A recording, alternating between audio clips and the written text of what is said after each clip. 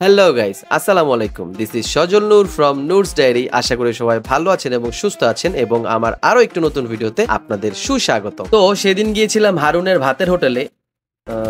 থুকু না, আসলে হারুনের ভাতের হোটেলে যাই নাই, গিয়েছিলাম বড়লোকের ভাতের হোটেলে। তো এই ভাতের হোটেলের আজকের কর্মযজ্ঞগুলো আপনাদের সামনে তুলে ধরব। এই বড়লোকের ভাতের হোটেলের সবচেয়ে আকর্ষণীয় জিনিস হলো এইখানে আপনি ভাতের সাথে ঘি পাবেন এবং ঘিটা একটা কালো কৌটায় দেওয়া হবে। ঘিটা দেখতে দেখা যাবে কালো, কিন্তু আসলে ঘিটা কালো থাকবে না। ঘিয়ের হিসাব বাদ দেন, এবার বলেন এই গোস্ত কেন এত শক্ত? টানাটানি করেও কেন দুইজন মিলে এটাকে ছিঁড়তে পারতেছে না? এটা কার দোষ? এটা কি সরকার দলের দোষ নাকি বিরোধী দলের চক্রান্ত? ও সরি থুক্কু, এখন তো কোনো সরকারই নাই। কিন্তু ভাই মাংস কেন এত শক্ত?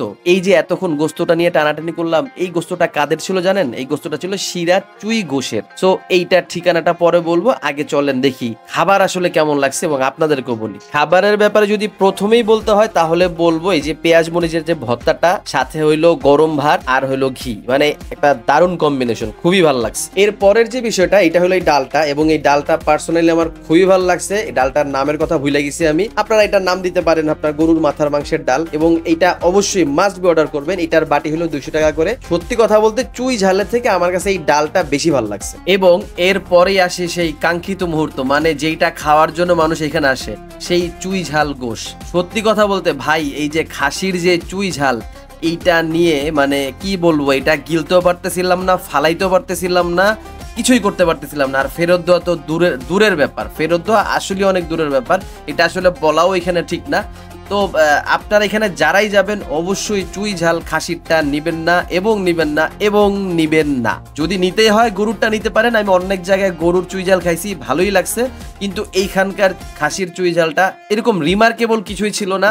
এখানে যে গ্রেভিটা মোটামুটি ভালো ছিল বলা যায়, কিন্তু মাংসর সিদ্ধর যে বিষয়টা, এটা টোটালি হয় নাই। এটা মানে এত দাম দিয়ে খাসির মাংস কেনা এবং প্লাস দিন শেষে যখন এইরকম একটা সিচুয়েশনে পড়তে হয়, এটা খুবই দুঃখজনক। তো একরাশ দুঃখ বেদনা নিয়ে খাবার শেষ করে ফেললাম। এখন খাবারের পরে আরেকটা ভালো লাগার জিনিস ছিল, মানে এটা ভালো লাগতেও লাগে নাই। ওই যে নিয়েছিলাম লাচ্ছি, 90 টাকা দিয়ে এক গ্লাস লাচ্ছি। ভাই এত পরিমাণ বরফ দিছে, লাচ্ছি খাবো না বরফ খাবো না পানি খাবো, এইটা নিয়ে খুব বেশি কনফিউজ ছিলাম। এর চাইতে এলাকার ফুটপাত থেকে 50 টাকা দিয়ে যেই লাচ্ছি খাই, সেটাও হাজার গুণে ভালো ছিল। তো ভাই সবশেষে একটা কথাই বলবো, পকেটের পয়সা দিয়ে এমন খাবার আসলে খাইতে ইচ্ছা করে না। আপনারা যারা এটার ওনার আছেন তারা বিষয়গুলো একটু দেখেন। আপনাদের কাছ থেকে 200-300 টাকা দিয়ে খাসির একটা ছোট্ট পিস নিচ্ছে, সেটাও যদি সিদ্ধ না হয় তাহলে আসলে কি খাবো বলেন? এবং লোকেশনটা তো না বললেই নয়, এটা মিরপুর 1 নাম্বার সনি সিনেমা হলের ঠিক অপোজিটে সিরাজ চুই ঘোষ নামে পাবেন আপনারা। এবং আজকের ভিডিওটা এই পর্যন্ত ছিল। সবাই সুস্থ থাকুন, ভালো থাকুন, সবাইকে আসসালামু আলাইকুম।